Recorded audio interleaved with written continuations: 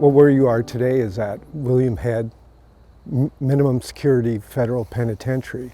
100 years ago, standing here, it would have been the William Head Quarantine Station.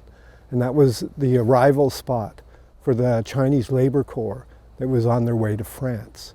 What you see out here is what's left of the pilings from the quarantine station. The dock itself went from this point straight to this building here. That was the fumigation unit. It actually had large fumigation chambers in it. At the point, there were bathrooms where passengers would be taken off. They would be medically inspected. They would be deloused. They would be fumigated, I guess. The Chinese Labor Corps was put together between the British and the French. They looked around the world for a labor corps that they could bring to France. At that point in the war, things were not going well for the Allies. They had suffered a number of major setbacks.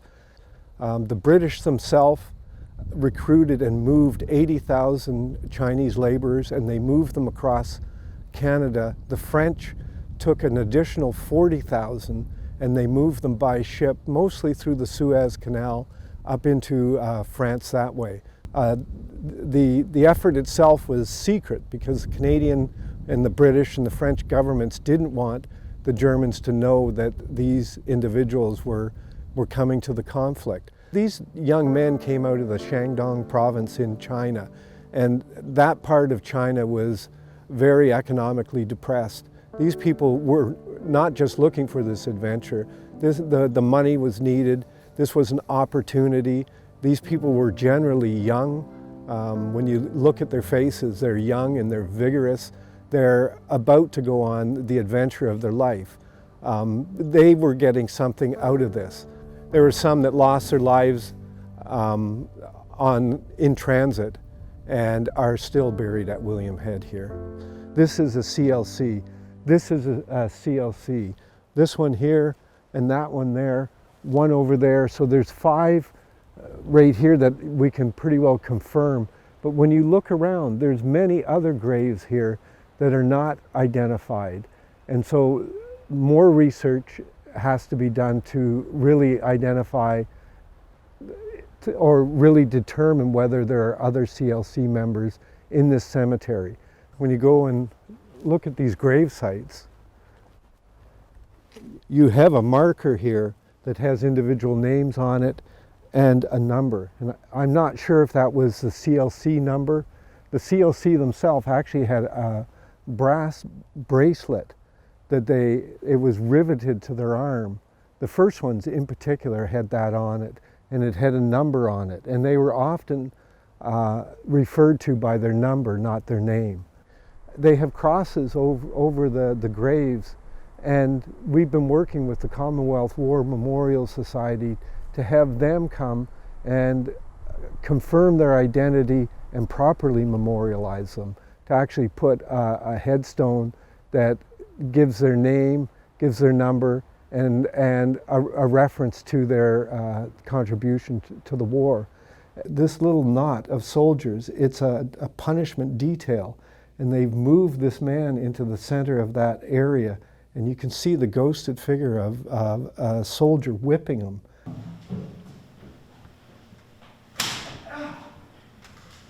The play is called Here, and it is about the history of William Head.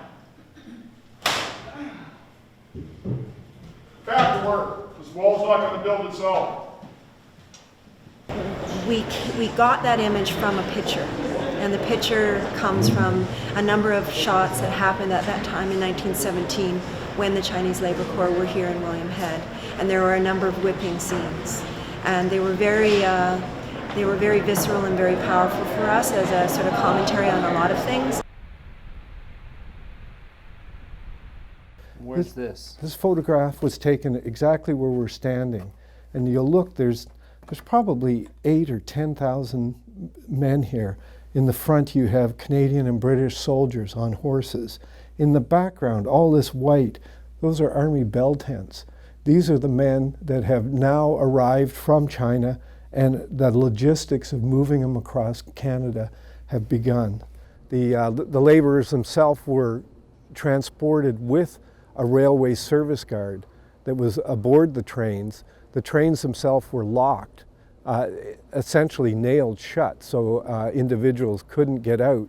And the time of year that they were being moved and the cramped conditions of that travel, a number of them actually froze to death in some of these cars. The idea was if this labor force could come to France, then the French nationals could put down their tools and join the conflict. They weren't recruited as soldiers. The reality of the situation was they moved them wherever they needed them. They were on the docks, unloading ships and unloading materials that were required for the war. They built roads, they built railways. They were in factories throughout France. The other reality of the situation, as they built these roads into the conflict areas, they were filled with these Chinese laborers. They went to where the fight was, so they were put on the front lines building trenches on the front lines with a shovel rather than a gun. And again, you can imagine just how dangerous that was.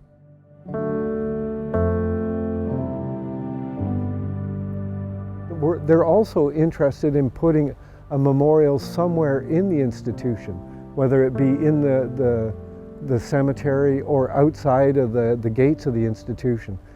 It's problematic having a memorial inside a prison. It's not as public as you would want. So there is lots of discussion about how this can be best done.